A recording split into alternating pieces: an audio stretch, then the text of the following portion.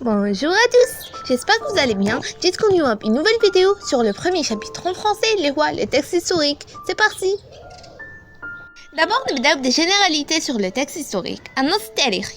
Son thème, donc موضوع النص التاريخي. Il raconte un événement historique. Par exemple, le 8 mai 1945, la guerre mondiale, le 11 décembre 1961, etc. Ces indices.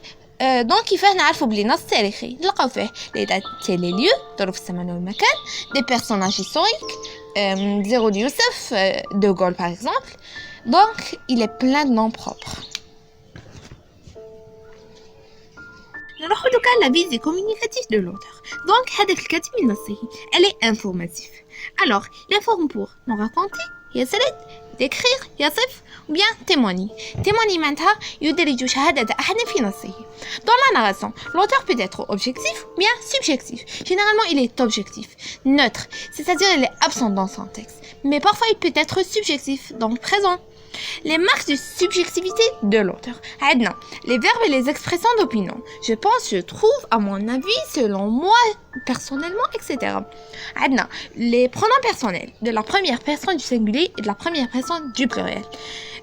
Je, nous, notre, nos, mon, mais, etc. Pour conclure, on a le vocabulaire amélioratif et péjoratif.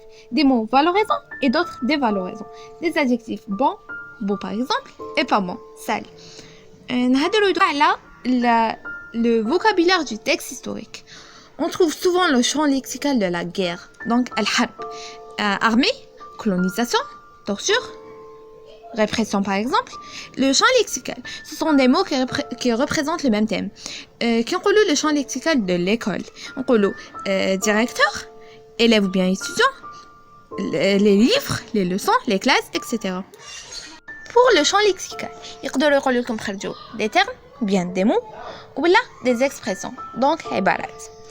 Maintenant, نهضروا على le temps utilisé dans les textes historiques. Donc, الزمن المستعمل في النص التاريخي. عندنا deux.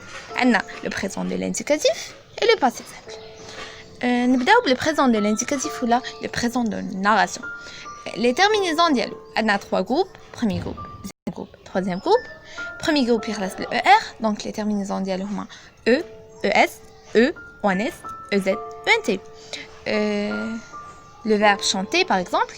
Je chante E, tu chantes ES, il chante E, nous chantons ONS, vous chantez EZ, il chante ENT.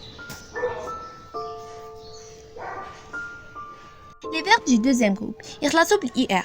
Les terminaisons ديالهم IS, IS, IT, I2S ONS, I2S EZ, I2S ENT. On prend le verbe choisir par exemple. Je choisis IS, tu choisis IS, il choisit IT, nous choisissons I2S ONS, vous choisissez I2S EZ, ils choisissent I2S ENT. Mais les verbes du troisième groupe, ils classent différemment. Donc, on a des terminaisons différentes. On a deux groupes. On a S, S, T ou bien D, ONS, EZ, ENT pour certains verbes. Et X, X, T, ONS, EZ, ENT pour d'autres verbes. هادوما les cités sont mon dernier pour les verbes pouvoir, vouloir, valoir, etc. En deuxième lieu, on a le passé simple.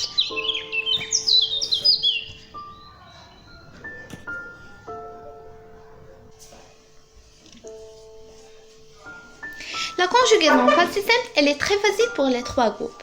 Premier groupe, AI, AS, A, AM, AT, R.